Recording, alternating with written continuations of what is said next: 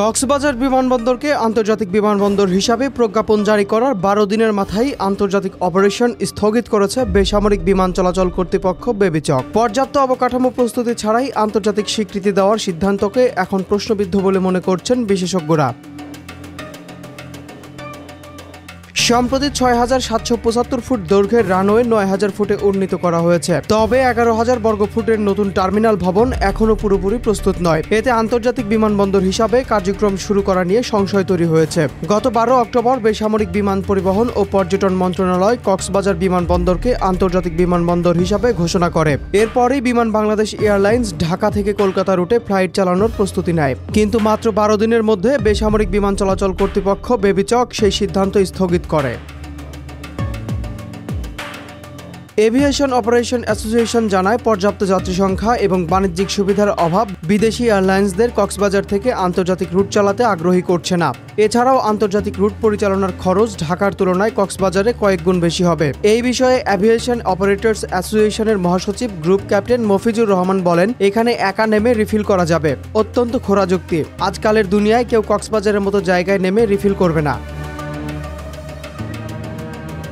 বেবিচকের এমন হঠকারী সিদ্ধান্তে দেশীয় এয়ারলাইন্সগুলো সতর্ক করেছে। কক্সবাজার থেকে আন্তর্জাতিক রুটে যাত্রা শুরু করলে খরচ বেড়ে সাধারণ পর্যটকের নাগালের বাইরে চলে যাবে।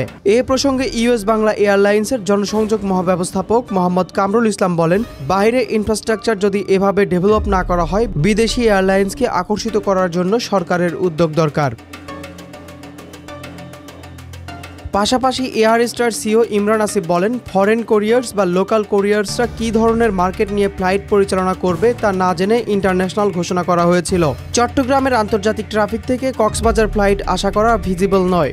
বিমান বিশেষজ্ঞ কাজী ওয়াহিদুল আলম মন্তব্য করেছেন, শুধু ঘোষণার জন্য আন্তর্জাতিক স্বীকৃতি যথেষ্ট নয়, এটি কমার্শিয়ালি ভায়াবল হতে হবে। তিনি আরও বলেন, এয়ারপোর্টকে আন্তর্জাতিকভাবে ব্যবহার করার জন্য কোনো এয়ারলাইন আগ্রহ প্রকাশ করছে কিনা তা গুরুত্বপূর্ণ।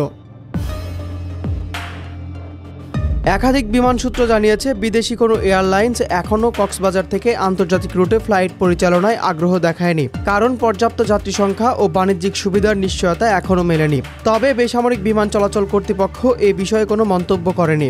বিমান বিশেষজ্ঞরা বলছেন, শুধু ঘোষণায় হবে না, একে বাণিজ্যিকভাবে টেকসই করতে হবে। পর্যটন নগরী কক্সবাজারকে আন্তর্জাতিক সংযোগে যুক্ত করার স্বপ্ন ছিল সরকারের, কিন্তু যথাযথ প্রস্তুতি ও বাস্তব বিশ্লেষণ ছাড়া নেওয়া সিদ্ধান্তেই সেই স্বপ্ন এখন অনিশ্চয়তার ধোঁয়ায় ঘেরা।